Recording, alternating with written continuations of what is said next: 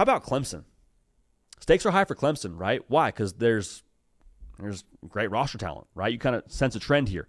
Clemson is in that Uncle Ben tier we talk about. Ohio State's in this tier. I think Georgia's in this tier. Oregon's in this tier. The Uncle Ben tier is with great power, Peter, comes great responsibility. I'm not speaking to Peter Woods there, speaking to Peter Parker. With great talent on your roster comes great expectations. So you pair that, plus with great returning production comes even greater expectations.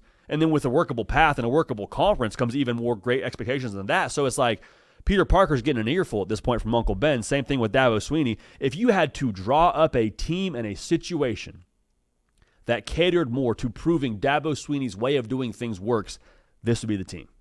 What I just said. Number one returning production, year 3 quarterback, with a year 3 offensive coordinator, and Garrett Riley, they've worked together for some time now. Plus you add in Tom Allen. Plus you add in the fact that you play in the ACC. You don't play Miami. You don't play Pitt. Clemson fans, you roll your eyes at Pitt. Pitt scared y'all a little bit last year. And I don't know, you don't play them this year. I think they're scrappy. Like, when else is it going to align more for Clemson than a year like this for Dabo Swinney to cut just promo after promo every single week? Like, it's going to be awesome. I cannot wait, because I think Clemson's going to be good. Spoiler.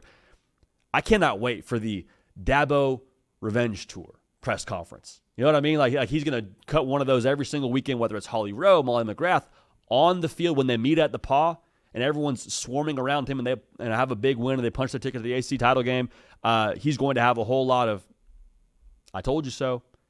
Y'all said we couldn't do it without the portal. Y'all said we couldn't do it the old-fashioned way and how we operate, but guess what? We're going back to the playoff for the second year in a row. We just won the ACC again. That's all that's on the line here for Dabo Swinney. The opportunity is massive, but in the same way we talk about Alabama and the optics, like, as well as it's dialed up for Clemson to go make a run in this thing, what if they fall short of expectations? It's a big what if. I'm not calling for it. I don't think it's going to happen, but just like, what if that's the case, huh? Things that get real prickly. Not uncomfortable. I can't say this enough.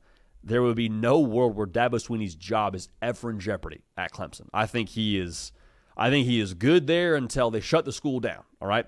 But what I would say is, like, if you can't get it done with this roster, this schedule, the state of the ACC, I think there would be some feeling of like, okay, can we really do it this way in new college football? Are we sure like this is the way that works?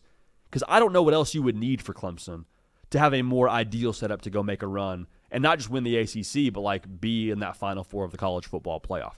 Now, I do want to just throw this at you because I think you have national title expectations if you're a Clemson Tiger fan, and I hear you. I appreciate that. I think you should have national title expectations.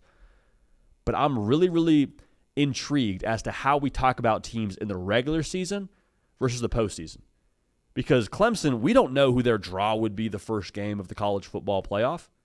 Do you get Penn State's path where you play SMU and Boise State, or do you get Ohio State's path where you got to play Tennessee and then you got to play in Oregon? I'm speaking with those teams hypothetically, but we understand those two paths are very, very different. You would hope straight seeding gives Clemson a path that they would earn from the regular season, but I'm just saying now, if it's strictly about winning the national championship, I would say understand, fair.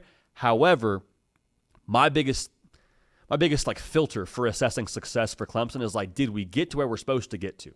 Which is Final Four team in my mind, win the ACC, all those things. Anything short of that, I'm like, okay, we probably like, yeah, this is an us thing, not a path thing. But regardless, high stakes for Clemson, proving that their method works, proving that Dabo's way works, and if they fall short, the conversation, not a hot seat conversation, but I think prickly, uncomfortable, and a uncomfortable look in the mirror for the folks out there in Clemson, South Carolina. One more thing on Clemson. They did go to the portal, right? They did get a couple guys, but I digress.